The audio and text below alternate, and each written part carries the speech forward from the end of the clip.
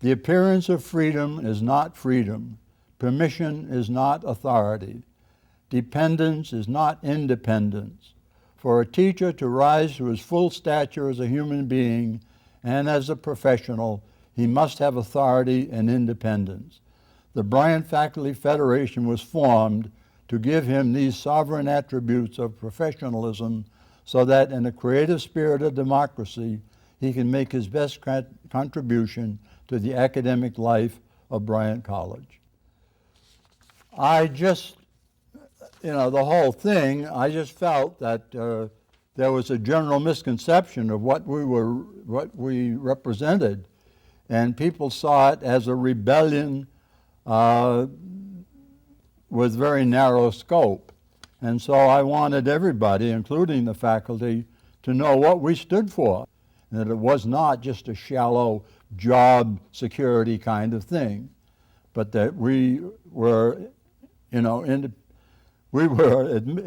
interested in developing a full-fledged college, which we were not at the time. At the time, Bryant was a training school for accountants, business managers, teacher education people, and secretaries.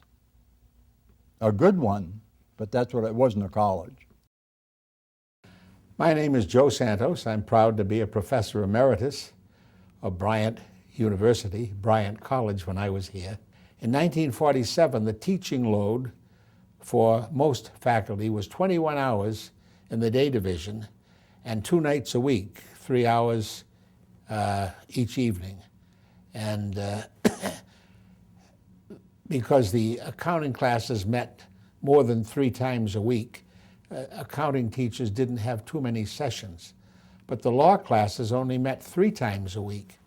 And so we were given what was called, quote, a lighter load, close quote. We had only 6 sections, 18 hours days, and 2 nights a week as our teaching load. The conditions for teachers prior to the union were not terribly different from those of a high school teacher. That is, highly supervised by the dean, and department chairman didn't really have much of a voice in affairs.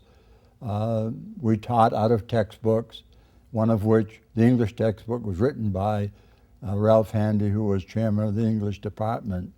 But the structure of the department was not very much. It had little to do with the academics. When I first arrived at Bryant, there were quite a few things that I was quite surprised. I never taught the college level. I taught high school level for 3 years. And I was quite surprised at some of the things I had to do as a faculty member. First of all, I taught 5 classes. That was as many as I taught in high school. All faculty had to take attendance every class and turn that in every day. And a little slow, but suddenly dawned on me that that was the administration's way of not only taking attendance of the students, but also of the faculty. We had to do all of the paperwork.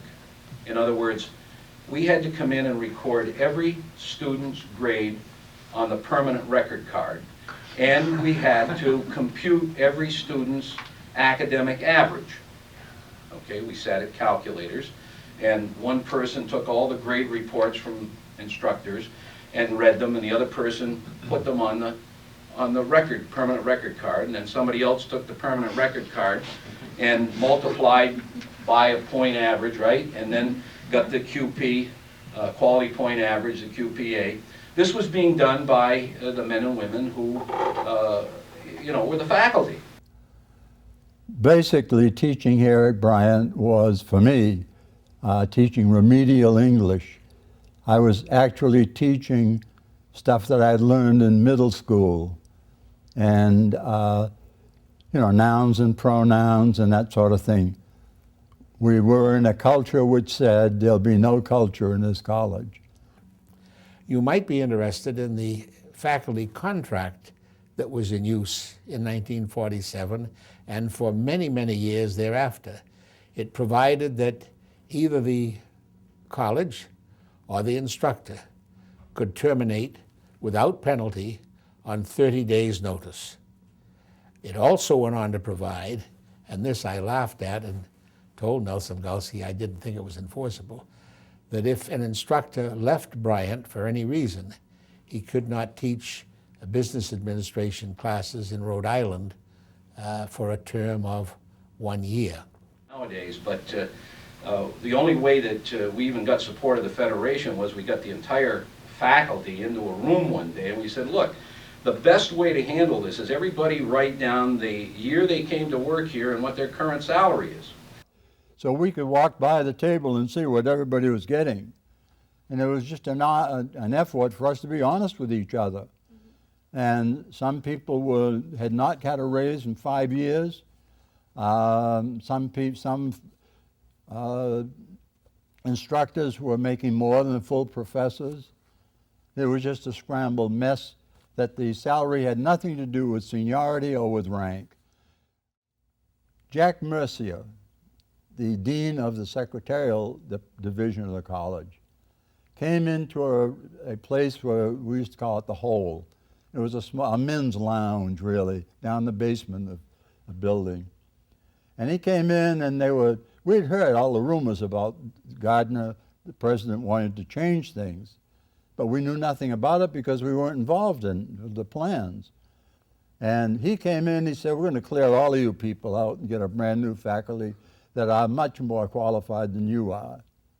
Now, efforts had been made to get an AAUP chapter, and the president threatened to fire the people who wanted to do that. So we felt we had to get some real clout, and Henry says, I went to the phone, and I called up the AFL-CIO, and I said, anything you guys can do for us? And they said, well, there is a college division of the AFT, why don't you contact them? So we did, and we met with them, and so forth, and it moved from there. When they come in and say, you're all going to be fired, what are you going to do? You're going to either lie down and cry baby or something, or you do something. So, so you don't go after and just hit them, you kill them. No. Oh, we went down to Gardner's house and surrounded it and yelled at him, and he wouldn't come out. And somebody told me he was hiding under the piano, and he wouldn't come out and talk to us. He avoided us like the plague, never wanted to see us. As far as the union is concerned, I had given up day school teaching for a while, although I was still director of the evening division. And I received a call from Nelson Gulsey asking if I could come down to the college from my home in Walpole, that there was an emergency that they wanted me to talk about. Legal counsel had pointed out that because Bryant was a nonprofit educational institution, it would not be bound legally to recognize a union. And I was asked, what do you think about this? They're out. I believe I was told that the faculty had threatened not to grade final examinations. Not only did we threaten, we refused. Oh, okay. We refused to until we got recognition of the union. So they couldn't hold a graduation. That was our strategy. And the question put to me was, do they mean it? My response was a very long-winded one. I said, Gardner, stop to think of this. You have a good faculty at Bryant College. Honestly, there isn't one faculty member that I wouldn't want a child of mine to study with.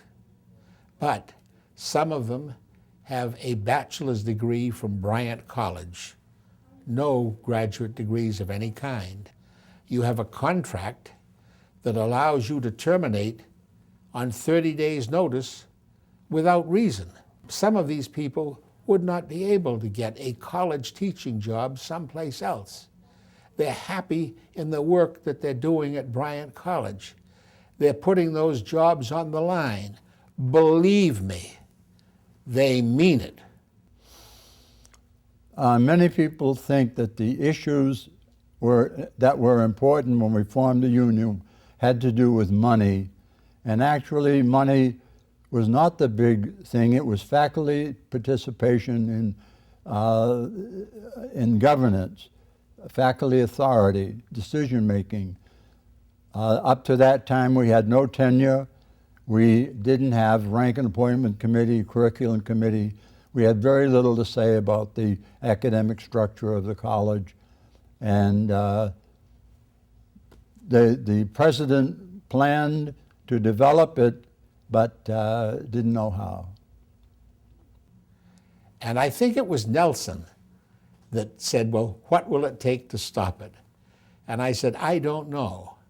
But if it were me, I'd offer $1,500 across the board and tenure to any faculty member. And I think I said that it had been here for at least 3 years. And I said, as far as the union is concerned, if that is something that will make people comfortable, I'd have no objection to that. This is the first faculty contract. That's it. You can see how complicated our life was in those days. Right? Those $13,000 full professors, you know, you can't hardly get them anymore. $1,500 across the board. Now understand, we had no tenure. We had no committees, you know, prior to this. These were things that we negotiated, and which have since become, obviously, the bulwark of everything that we do. When I came to campus, one of the first things I learned about was about the Federation. And I joined very readily because the year before at Rhode Island College, they were looking at developing a college union. But they had not been successful. When I got to Bryant and saw that they were successful, I joined it right away. And right away I understood that what this union was doing, this Federation was doing, was providing an opportunity for me to be a better teacher and for Bryant to be a stronger college.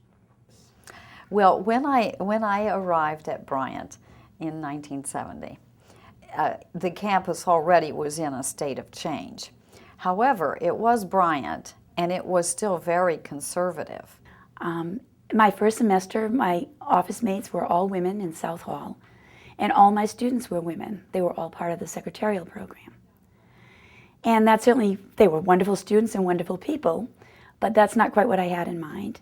And what exacerbated it is I understood that I had broken a rule when I had come for my first meal on campus.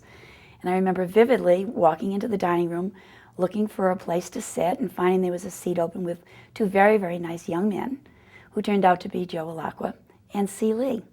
And I didn't realize that right then I had broken tradition, which was that the men ate together in the dining room and the women ate in a separate section.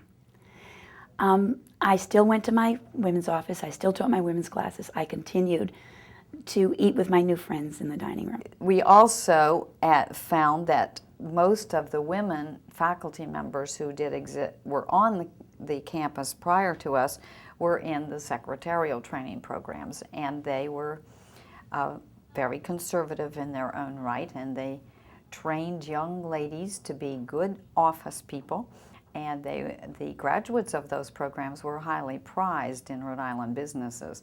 But they more or less were in the same location on campus. One of the people with me in South Hall was Gaither Langlois, who arrived at the same time.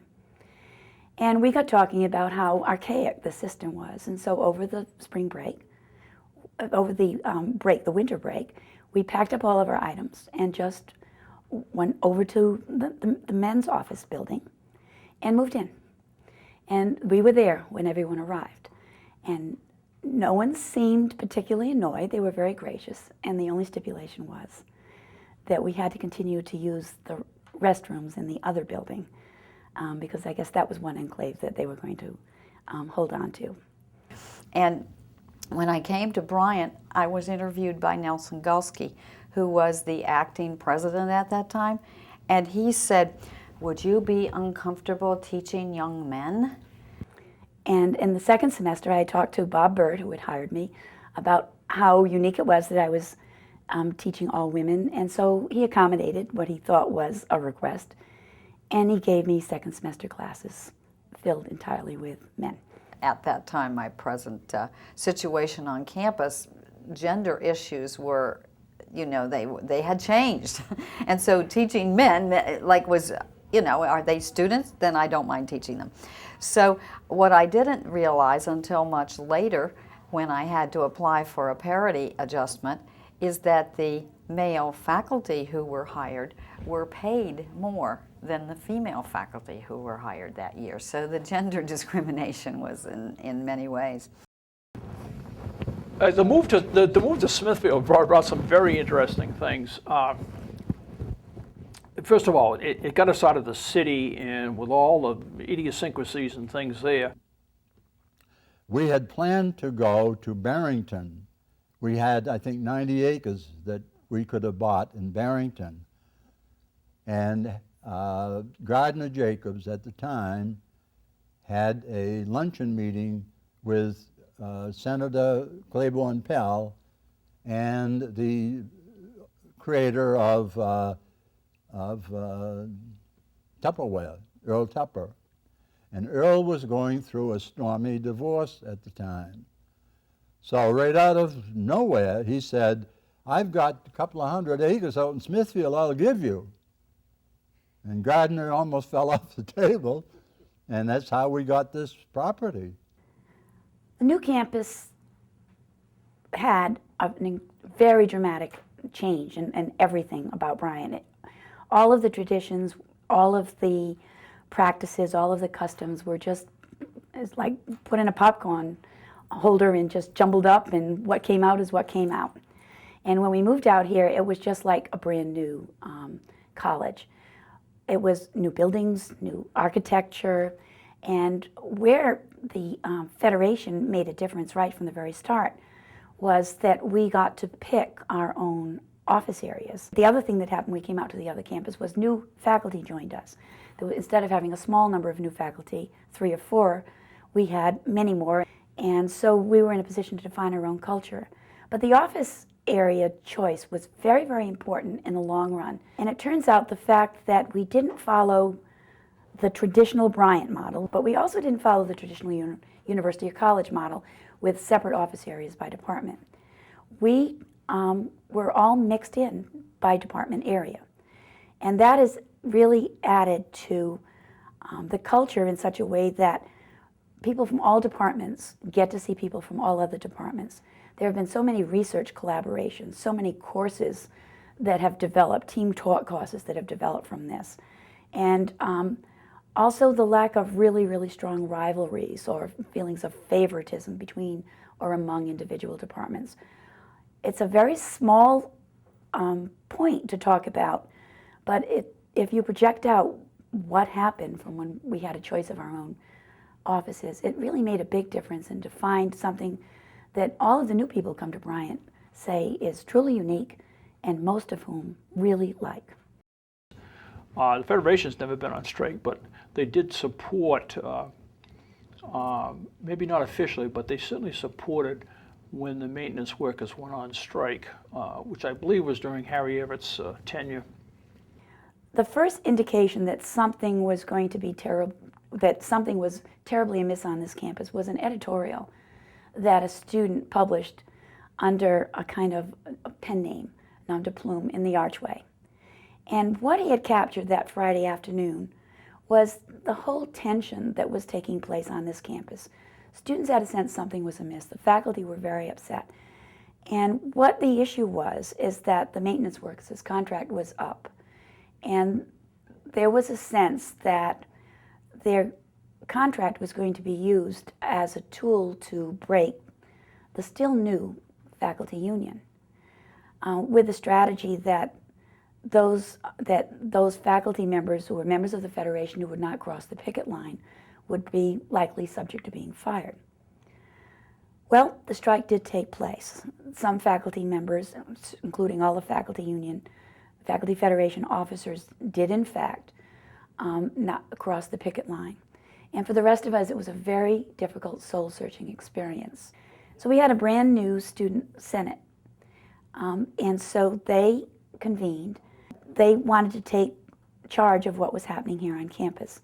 So they organized a meeting of the student body in the rotunda and invited the then Vice President, Lowell Smith.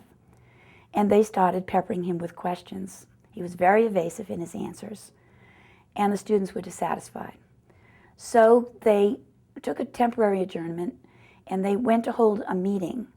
And one of them saw me in the audience and invited me to go with them because they knew I would know the Roberts Rules of Order. And they passed a resolution to call a student strike if they went out again and did not get they didn't get sufficient answers to their questions. So they went out, posed questions again about what was happening, were dissatisfied, and called a strike. At the time, there had to be about 1,000 to 1,500 people in the rotunda. It was packed. Students were on the second level, 3 and 4 deep. And when the student senate president called the strike, the students immediately left the rotunda, and many of them went down to the picket line and joined the picket line.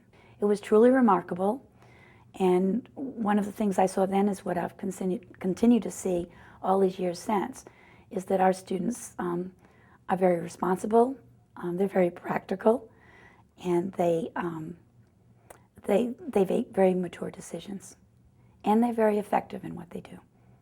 Well, at the end of the strike, there was a review by 3 retired professors from the New England area who were dubbed the 3 wise men. And everyone had a chance to go in and talk confidentially with them, and they made a decision that there had to be major changes in the administration on campus. And so President Everts left, and there was a search for a new president. Yeah, Harry was a strange kind of guy. He was sort of guy, you meet him and talk to him, walk away, and you know what the hell it was all about. He was the man who wasn't there. He was a very strange guy. I said to his secretary, I went into Harry's apartment, and it was like being in a hotel room. There was nothing there of Harry at all. And she says, that's Harry. But he was a strange guy, a very good-looking man. I said to him once, I said, the best thing you got going for her is your appearance. And Harry said, well, you know, he said, they keep trying to get me to build this college. He said, my idea is to get in a college that's already built. And what a contrast with Bill O'Hara, who came in and wanted to build a college. I didn't know all the issues that were here, but some awareness of the discontent on the part of the faculty and the difficulties with the president at the time. Looking back on it, I think I was hired more for my skills as a mediator. I'd done a lot of that as an attorney, rather than any kind of scholarly achievement that I would bring to the job. One of the things I think that happened with the Federation, especially with the group of faculty members who were with it early on, prior to the strike and just after the strike, is there was this sense of empowerment academically, that we had gelled. First of all, it brought us all together as a faculty. And we were empowered that we could really do things here at Bryant. We could expand the curriculum. We could give direction. We could make Bryant better and better every year. And I'd go so far as to say that, because I do have friends at other colleges and universities, that kind of energy is unique, and that kind of forward thinking is unique. And I do think that the fact that we had the support officially and unofficially that we had from working together as a faculty federation had a lot to do with that. And then there came a time some years later where the Shiva case came down. It's a very controversial case at the time that indicated that the institutions of higher education didn't have to recognize and honor faculty unions. And I just didn't see it as the way that we should go here. The relationship, especially my relationship with the Federation, had ripened into mutual trust, mutual cooperation and collaboration. And there was a structure there framed by the contract that I thought made the operation of cantankerous kinds of issues that could be dealt with in a very efficient way, not an impersonal, but in terms there were steps where there could be review, there could be mediation, there could be arbitration, and that all contributed to the peace on this campus. And as a result of that, I began my own lobbying effort to convince trustees that that was not the right move to make. And as it turned out, there was certainly some strong opinions with regard to that, but I had been here long enough where I had that persuasive power where the trustees trusted me as well as the faculty trusted me, so that I could bring together an agreement on that the trustees would not push in that direction. And some people have described the Federation as a sleeping giant. And when the situation on campus is relatively stable and we're moving along without too much turbulence, we tend to our teaching, we work on our research, we are, carry out our professional duties. But when there is a challenge to the faculty as a body, the Federation just gathers strength and just as needed rises to the task, and we retain those connections even when the times aren't turbulent.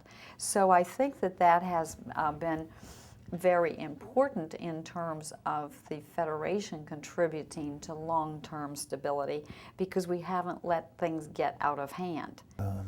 Institution has changed in radical ways with the new president, Ron Makeley. He's provided extraordinary leadership. Keep identifying him as the right guy, the right time, right place in terms of what Bryant needed in the way of leadership. And people come back to this campus that have been away 10, 15 years and are just overwhelmed with places like the library and the athletic facility. Real strong leadership there. And seems to have an agenda that's never ending, so that he's not only doing it with bricks and mortar, he's doing it with academic programs and reaching out on the international front. Very exciting time at Bryant. It is because of the professionalism of our faculty who work through the Federation to develop an institution that is focused on academic excellence in an environment which is conducive for education. Since I've been here, I've been very pleased with the relationship that we've had with our Federation to develop what I think is of mutual benefit. A strong environment that is appreciative of the intellectual abilities of the faculty, as well as making sure that we are delivering to our leaders of the future an education which will be both relevant and also of high academic quality. This is where I think our faculty and the Federation have excelled in making sure that this is a first and premier premise for everything else. We met very often as Faculty Federation majors, Faculty Federation members, which certainly helped us to gel as well. So we weren't dependent just on faculty general meetings, that we had other meetings as well that reinforced what our needs were. And I think we've developed a culture and ethic that is what is largely behind why Bryant is continuing to expand the way it is today. A second thing that I have always found existed at Bryant is a freedom to be creative. And I think that the Federation has played an important role in making that possible by providing protections for us and fighting for everything from proper course assignments and load assignments and so forth. I think it has left us freedom to be creative. So we've created new programs, we've created new, new directions. Yeah. I think that there are some institutions which obviously have a faculty federation in which it may not work well. There are some institutions which have a senate in which it may not work well. Here I think that we've been able to develop a strategy of respect and collegiality and professionalism that allows our federation to operate in a way, as well as administration, that is really serving the best interest of education. It's trying to make sure that, again, the environment in which we live and work is one which is collegial and respects the intellectual development of our students, as well as intellectual experience of our faculty, and further that we recognize that the world is changing, and the Federation has been so supportive as we've gone from a college to a university, as we've brought in new programs, as we've had to think about How will we develop our curriculum so that we could have graduate school programs? They've been so supportive in thinking about this in the context of how do we become a great institution. And that's, I think, very rewarding for everyone. Look at this great institution we have now. People are just astounded when they've been away for 10 or 20 years and come back and see what we have and what's going on here. And I think that we don't search for faculty in a way that we searched years ago. Faculty want to come here and teach. And again, that all goes back to those first steps of that cooperation that was possible back in the 70s and the 80s.